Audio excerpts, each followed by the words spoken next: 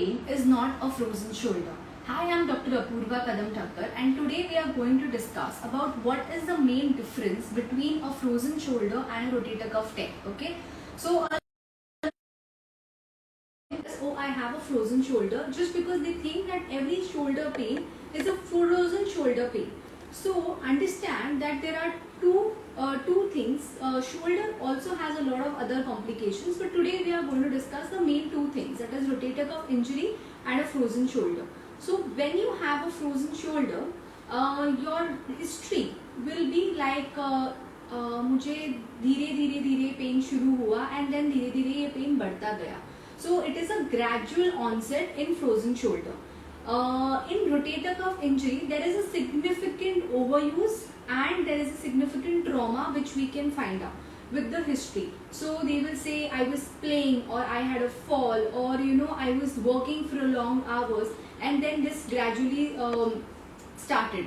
So if it is overuse or if it is a sudden history of trauma, it is a rotator cuff injury. In shoulder, if we are considering two things, and in frozen shoulder there is a gradual history.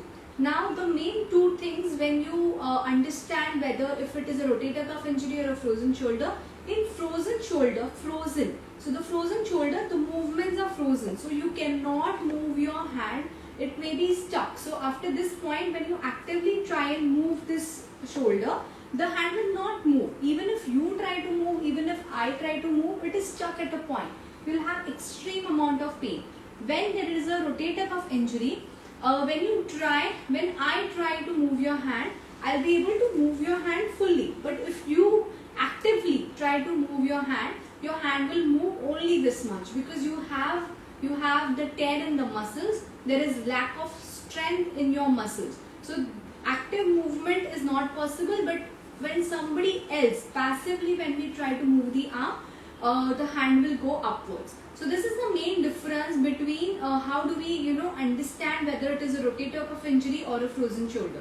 If you have any shoulder pain, don't go into self-diagnosis. Make sure you contact your physiotherapist and understand what can be done for this.